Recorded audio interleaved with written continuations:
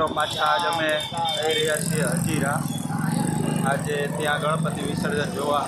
આજ તો લોકો ગણપતિ વિસર્જન કરવા માટે દોડાદોડી કરતા હોય।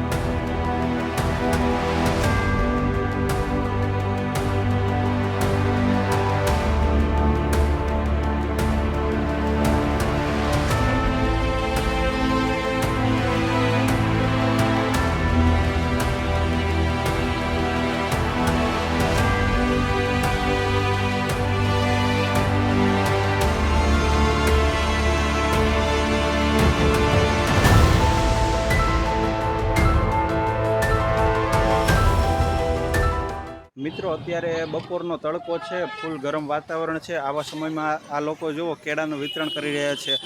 હજીરા ગણપતિ જોવા માટે જતા તમામ શ્રદ્ધાળુઓને કેળાનું વિતરણ કરી રહ્યા છે। મિત્રો ખૂબ સારું કામ કહેવાય। હું મારા હૃદયના ભાવથી એમને અભિનંદન આપું છું। ભગવાન એમનું કાયમ સારું કરે અને મિત્રો આ કેળા જેની પણ વાડીમાં ઉગાય છે એનું કુદરત કાયમ સારું કરે એવી પ્રાર્થના કરું છું।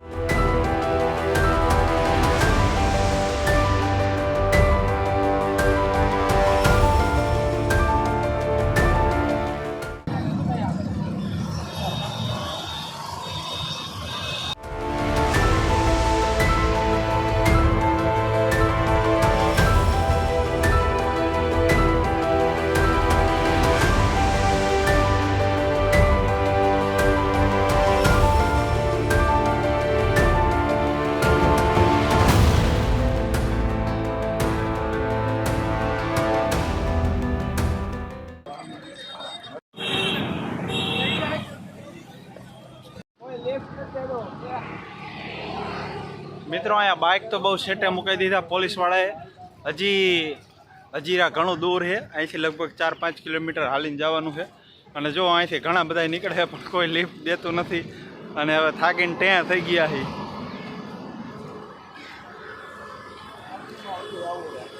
આ જો આ બેને પૂછ્યું, એલા તમે થાય કે ન થાય? અરે યાર બહુ થાકી ગયા, અહીંયા હોઈ જાઉં। એલા હા ખરેખર એવા થાકી ગયા। આ જો મિત્રો માંડ એક ખટારાવાળા ભાઈએ ઊભું રાખ્યું તો પછી અમે ટીંગાઈ ગયા। તો મિત્રો ફાઇનલી આપણે હજીરા ફોર્ટ પહોંચી ગયા છીએ અને અહીંયા ગણપતિ વિસર્જન ચાલુ છે।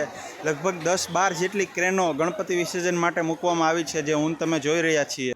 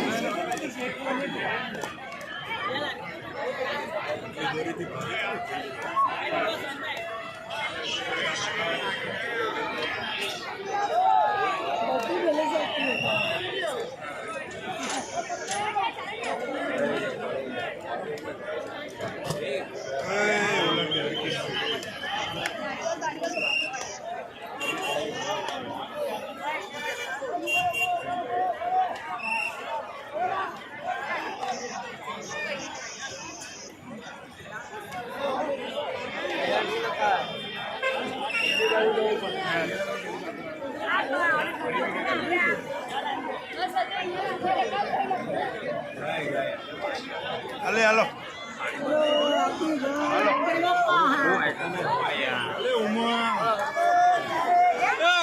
મિત્રો પાછા બાઇક સુધી પહોંચવા માટે પાછા અમે ટ્રેલરમાં ચડી ગયા. આ મિત્રો ટ્રેલરમાં બેસીને પાછા જતા હતા ત્યાં તો સામેના રસ્તામાં જુઓ ને ગણપતિની લગભગ 1 થી 1.5 કિલોમીટર સુધી કન્ટિન્યુઅસ લાઈન હતી. કેટલા બધા ગણપતિ છે સુરતમાં. શેરીએ શેરીએ મિત્રો મને તમને ગણપતિ જોવા મળી જાય.